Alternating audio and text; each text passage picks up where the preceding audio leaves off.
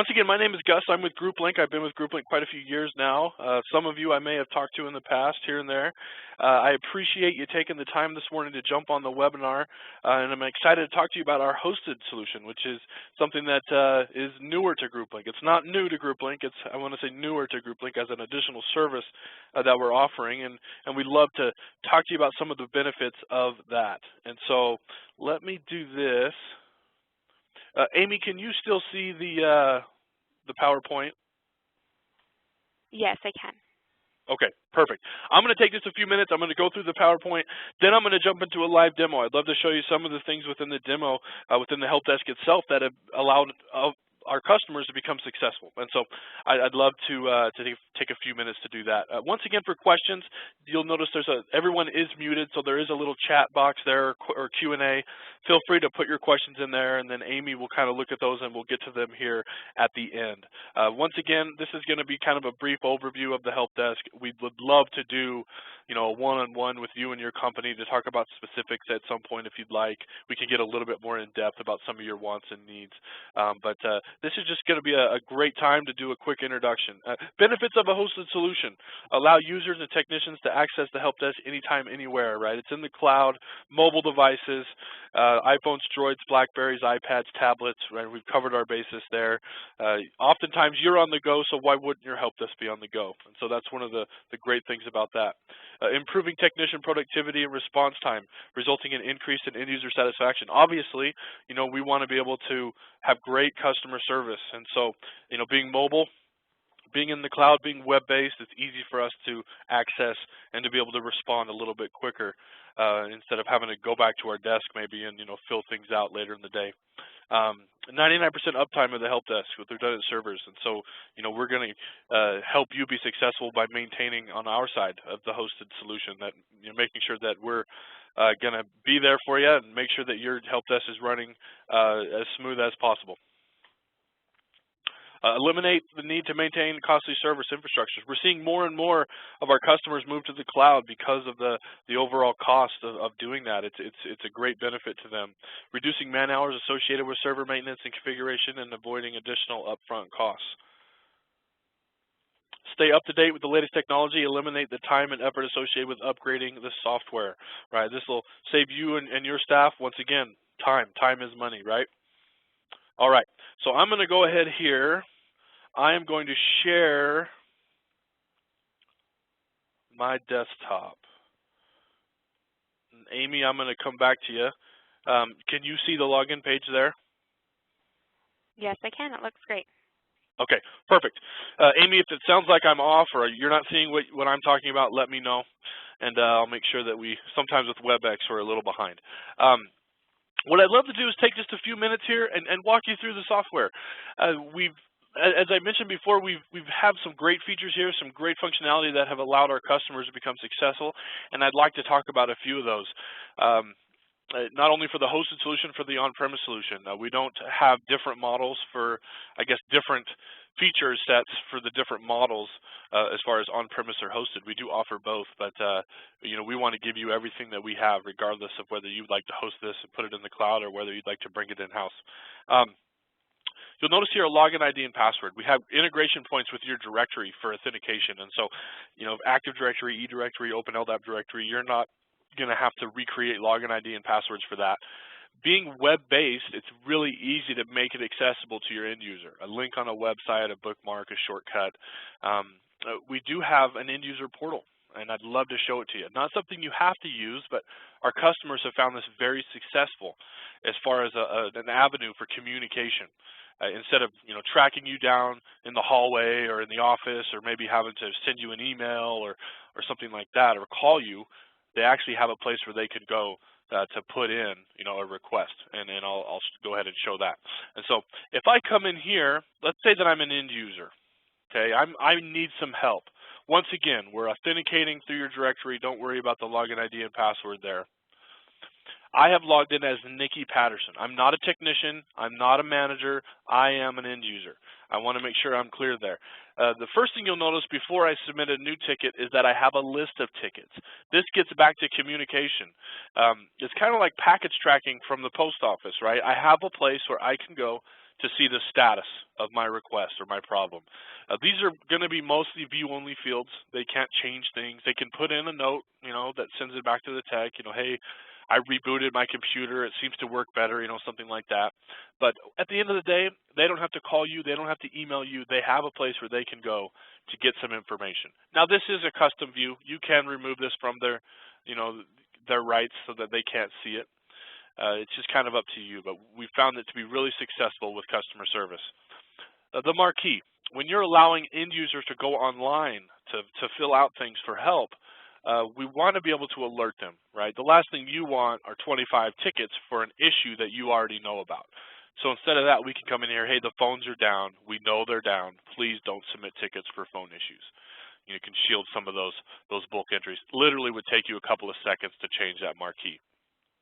Now, let's pretend that I have a new problem, and I come in here to new ticket. The first thing you'll see here is group. Now, obviously, we're talking IT today. If you're only using this within IT, it will actually auto-default to this form here. Now, with that said, let me back up. Most of our customers are now using this system in multiple departments. The key is that there's rights and security separating these departments, meaning you don't see maintenance tickets, they don't see your tickets, you don't report on each other's tickets unless given rights to do so. It's kind of a centralized help desk place, right? One place for the user to go, whether for it's their heating and air conditioning or maybe for their computer. They're going to a centralized place. A lot of systems out there will make you buy 2 different instances. They won't be connected, and we've eliminated that. We've allowed you to use this in multiple areas. We're starting to even see it get into like human resources or benefits. If end users have questions and for their vacation time or their benefits or their pay, they can securely send in those requests to those departments without interfering with IT. Okay. Now, with that said, we want to make this really easy for the user to fill out. I want you to keep that in mind. The first thing you'll notice is that we're pre-populated contact information. We're actually pulling this information from the directory, and so it's easy. They don't have to tell us who they are, their phone, their email every time they fill this out. We know that information for the most part. We're just going to go get it. All we're really asking them to do is to fill out a few simple drop-downs. For instance, category. Now, you'll notice that my categories are specific to IT. If this were a maintenance request, then my categories would be specific to maintenance. And so these forms are completely separate based on the group or the department that this is for. Now, these drop-downs are configured by you. Don't be thrown off by what I have here. I may have already mentioned that. This list is going to be what you want it to be, and it would take you seconds to build it. It's really easy to add fields, take away fields.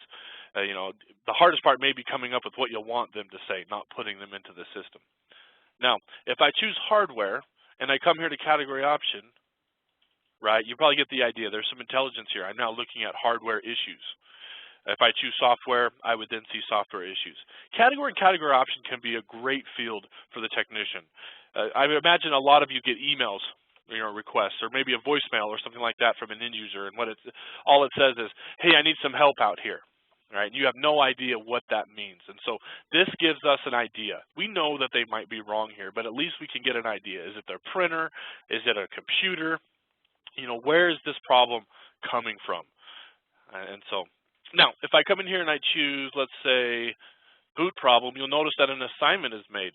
It looks like a drop-down. It's not. You can actually make this a view-only field. You can even remove it from their view if you'd like. But I want to show it here because we have the ability to route assignments. And that can be based off of category option, or location.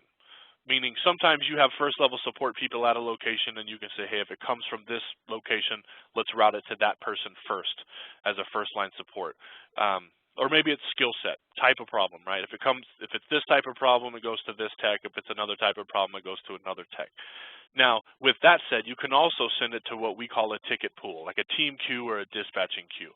If you don't want to route to individuals automatically, we can send it into a main queue, and then you guys can kind of decide from there how you'll want it. We've tried to cover our basis with assignments, but at the end of the day, if you want to auto-route them, by all means, it'll save you some time, make it a little bit easier for you. Now, if I come in here and I choose, let's say, printer, you'll notice that an additional field populated. This is an example of a custom field. Is it plugged in? Is it turned on? Did you reboot your computer, right? I think I have another example here with keyboard. Did you spill Coke on your keyboard again? I know that that's probably not a real question you'd ask, but just to show you how customized you can make it. You can make these drop downs, check boxes, radio buttons, date fields, text fields. You have a lot of different options. You can have as many custom fields as you want. A lot of times there's 3 or 4 or 5 questions that you want to ask based on what they choose. By all means, we want to give you the ability to do that. Take you just a couple of seconds to build a field that's custom. You can even report on it, which I'll show you here in a minute. And you can see, you know, not only do we report on standard fields, but we report on custom fields as well. Okay, subject, note. I can attach files if I wanted, like a screenshot or something like that. Now, when I save this, 2 things happen. Number 1, an email goes back to the user as a confirmation with a ticket number, and we send an email to the technician or the group of techs letting them know that there's a new ticket in the system. The emails can be turned off and on, meaning you do want the end user to get them, but you don't want the technicians to get them. That's up to you and your processes. Okay, I apologize for being a little long-winded, but I want to make sure that I talked about this form. This is probably the bulk of what I wanted to show today because it's so critical. We need it to be easy. We need it to be simple. The easier it is to use, the more likely they are to use it. And so I hope that I was able to portray that to you here when looking at this. Now, if I jump out and I come in here as an IT staff person, now you'll notice, I'm going to make a quick change. I apologize. I was on a demo earlier, and I made a customized option, which I'll show you here in a few minutes. But if I come in here as a technician, now I can still, if someone were to call me, I can still come in here and I can fill this out for someone that I have on the phone. Let's say that Nikki's on the phone, and I choose Nikki's name, it auto-populates. I would then come in here and fill this out. Now, from a technician side, I would imagine filling out these tickets from scratch are kind of a pain. And so we've tried to eliminate that. And this is what I mean. I'm going to back up, and I'm going to go to ticket templates. Okay? We actually allow you to pre-populate templates. A template is a pre-populated ticket. We have a couple of different types of templates, which I'll discuss here in a few minutes. The one I want to talk to you now is called a quick ticket. And so what I can do is that instead of filling out one from scratch, I can actually come here to a list of quick tickets, and I can go ahead and I can say, I want to launch this ticket. So if someone calls you in for a reset username and password, instead of filling out one from scratch, you can open one that's pre-populated. Now, you can make any edits or changes that you need to from here. It's just trying to make it easy for you. A lot of times it takes you longer to fill out a ticket than to solve the problem, and so you don't fill out the ticket. Our goal is for you to document everything you do because there's a ton of value in that. And so we wanted to find this really easy and efficient way where you could document your everyday calls. I would suggest taking your top 10, top 15 type calls that come in and make them templates so that as a technician, you're just, getting them into the system, whether completed in this scenario or whether it's something that still needs to be looked at. It's just a common issue, and we can get it documented.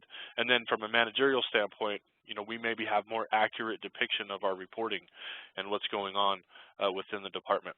All right, I hope I'm making sense there.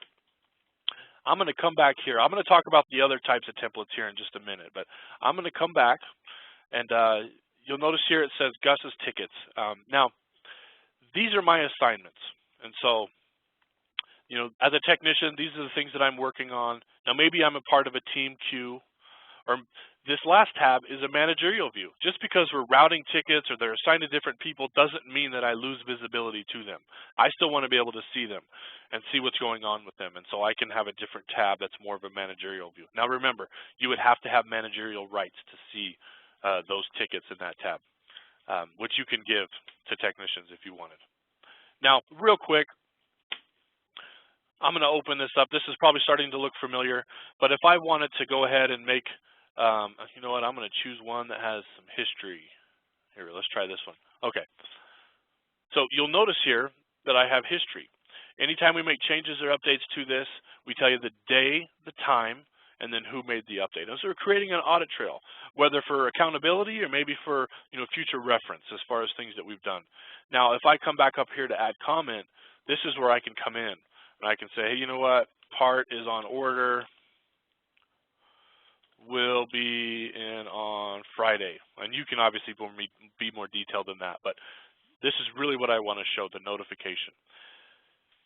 In this scenario, I'm notifying the user. So if I save this, this is sending an email back to the end user automatically with this information. And so not only do we, notify the user when we open a ticket or close a ticket, but a lot of times we want to be able to notify them throughout the process of the ticket. And so this is where we're able to do that without having to make separate phone calls, separate emails.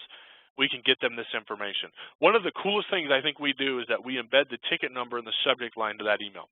So if the user hits reply, which is most likely to happen if responding, their reply will actually come back. It'll look up ticket 78. It'll stamp their reply in the history and at the same time send it via email to the technician. Now, if you're the tech, instead of going into the ticket, getting the response, all you have to do is hit reply to the email. It comes back, looks up ticket 78, stamps your reply here, and sends it via email to the end user. And so increased communication, simplified communication, and at the end of the day, communication, right? We're getting the communication back and forth that we need without really having to take the extra time to do it. All right. Now, once again, same thing. If I were to move this to work in progress, or I were to change anything here and I were to hit save, the same window pops up and I can put in notes, but it also automatically documents changes that I've made to this so that it shows it in the history as well of the ticket. Assets. I'm not going to get into assets today. If you have additional questions on assets, we'd be happy to go through that with you. There's kind of two main goals or two main reasons that we would track assets within a help desk software. Number one, to view asset information. Number two, to document or to tie problems to assets. So you can go in, show me my top 10, top 20 problem assets. It's a great tool. We can we can import information into the system. We have remote control option, as you can see here, that's built within the asset piece. There's no additional cost to the asset side of this. It comes with the software. I'm just not going to get into it today. It's a pretty cool tool as far as tracking, where your assets are, value of assets, cost, repairs and things like that, as well as tying problems. My Carfax history report for each asset, right? We can get that to you. All right. I'm going to move away from this. I want to talk about one other thing, and then I'm going to jump into reports, and then we can kind of wrap it up with our overview. As I mentioned with the quick ticket, there's two other types of templates that we're able to build within the system. We realize that you don't just help people all day. You have a lot of things that you do behind the scenes. And that's where these two other templates come into play. You're not just on the phones 24/7 helping, right? You have a ton of things you're doing, outside of that. Upgrades, updates, tasks, projects, maintenance. I mean, there's a ton of things that are happening. And so we wanted to find this efficient way where you could track those. For instance, database backup. I'm going to come in here to edit mode. This is an example of a reoccurring task. So let's say once a month you have someone on your staff that does this. You can create a ticket for it, and this could be anything, not a database backup, but you create a ticket for it, and then you put it on a reoccurrence. On the first day of every month, I want this ticket created and sent to the appropriate person. Number one, it's a great reminder. Number two, you're documenting it. Dear Mr. or Mrs. Supervisor, here's how much time we spend helping people. Here's how much time we spend updating, upgrading technology within the organization as well. We can show both sides. People often associate help desk with simply just helping, when in reality, it's a great tool to track everything you do. Maybe it justifies more jobs. Maybe it shows you that there's some areas that you can improve in as far as efficiency goes. And so there's a lot of pluses to that when it comes to this tool. And this is any time frame you want. Every Monday, Wednesday, Friday, right? A lot of options there. Now, the other option that you do have is what we call a workflow. The example I have here is new hire. You'll see the term child tickets. I'm not going to get too in-depth with parent-child ticketing, but just a quick introduction to it. Parent-child ticketing is a project management term. Oftentimes, you're not just, like I said, helping people. You have projects that you do. And this tool allows you to automate a workflow to your projects. So 7 child tickets means that there's maybe 7 sub-assignments to the main project. I'm going to come in here to edit mode. And so what you can do, hopefully I can explain this okay. You can have what we call a parent ticket. And then you can go ahead and say, well, we need someone to set up the desk. we need to go ahead and get the computer set up. And so you can come in here and you can define as sub-tickets or child tickets the different assignments. Well, from here, let's put this into a workflow. You know, oftentimes with a project, there's steps. Everything doesn't happen at one time, right? When you build a house, you got to build the foundation. You got to put in the dig a hole, then you got to put in the foundation. You know, there's so many different things and steps that happen, and in different orders. And so, for instance, coming back here, step 1, we want HR to launch the parent ticket with all the new hire info. Well, right away, we're only going to send out 2 sub-assignments. We need to put in a desk, and we need to add them to the directory. Once those have been completed, then our system will kick out the next series of assignments. All right, I think you get the idea. Once completed, then we send out someone to give them, you know, maybe their rights and securities, their email, things like that. The idea here, how many times have you shown up with a computer and there's no desk, right? This can increase your communication, even collaboration with other departments such as maintenance, putting in a desk. And at the end of the day, maybe be a little bit more efficient when it comes to some of your projects there. All right, I am going to wrap it up here with reporting. Now, there's 2 types of reports you can do. You can do data reports, which is, you know, here's my columns. I can move these in any order that I want. I can add fields to this. Pretty basic when it comes to, you know, your data reports. I want to see contact name first. Then you can filter any time frames that you'd like. Today, this week, this month, a range, right? You get the idea there. You only want to see specific values. For instance, I only want to see this location, and just to show multiple selection, let's say this location, right? I'll come in here and do one more. I mentioned custom fields. This is where we can show a custom field in a report, and we can filter on that custom field when it comes to, you know, the value of the data that we want to pull from the database. Status, I only want to see open tickets, or I only want to see closed tickets, right?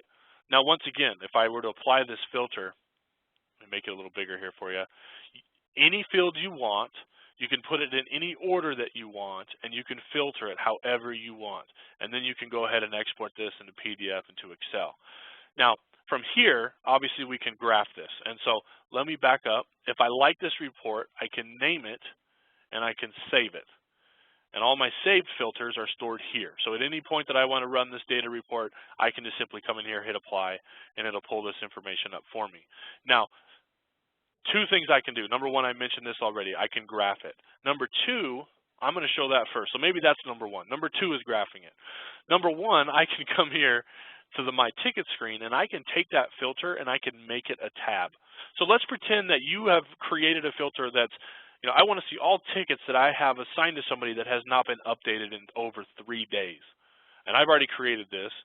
But if I come in here and I choose that and I hit save, it now adds it as a tab to my home screen.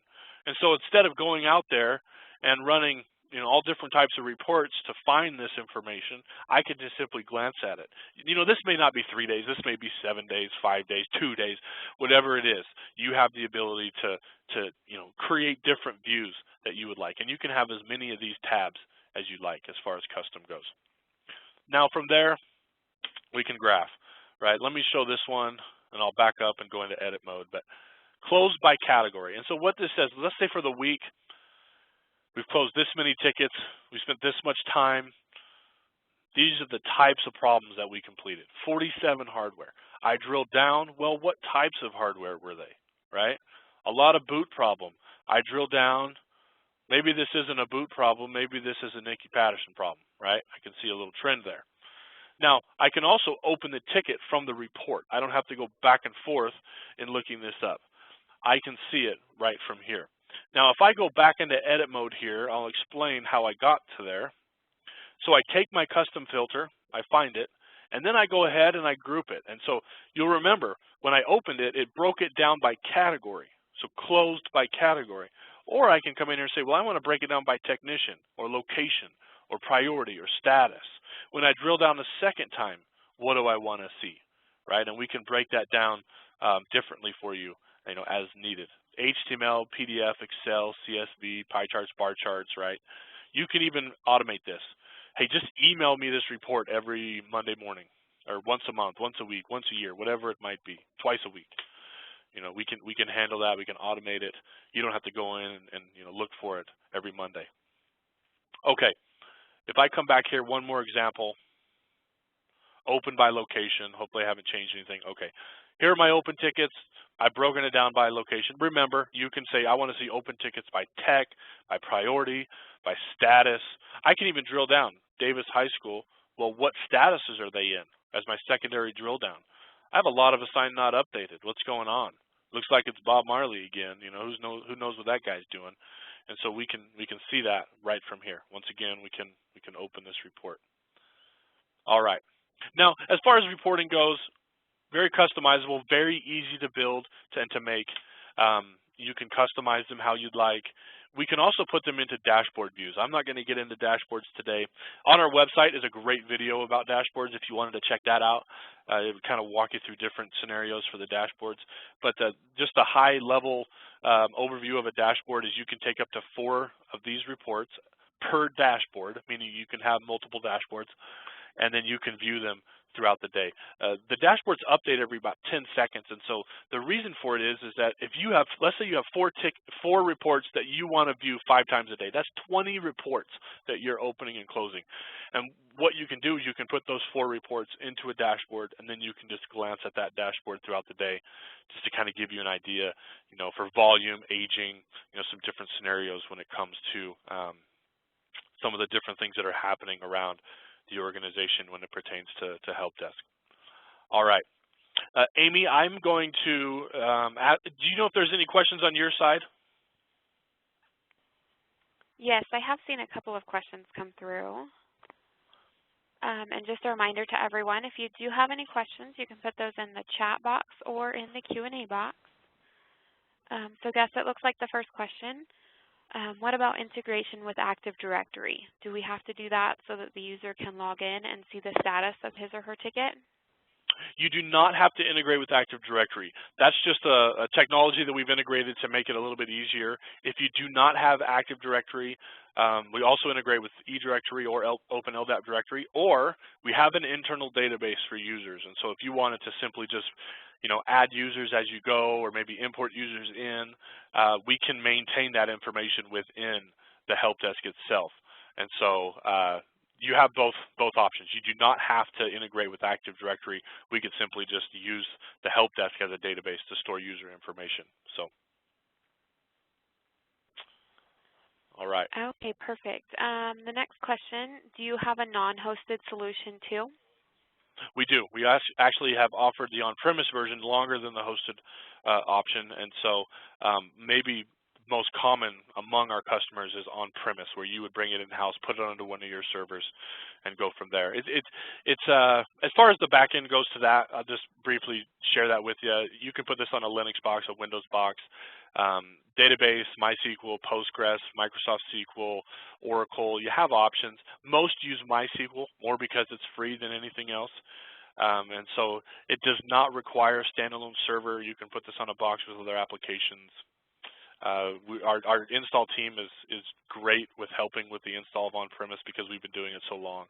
And so it's really just depending on, we're seeing more and more benefits from cloud or hosted as far as moving away from having to maintain your own servers. And so we wanted to make sure that we offer both. And so that's my long-winded answer to yes, we do offer it on-premise. All right, the next question, can users log tickets anonymously? I believe that we do allow anonymous users to log information. We actually call it an anonymous user, but in the same sense, they will not get the email notifications back and forth and things like that if they're doing it anonymously. And so, yes, they can, but it does limit some of the functionality when it comes to communication and things that I've shown.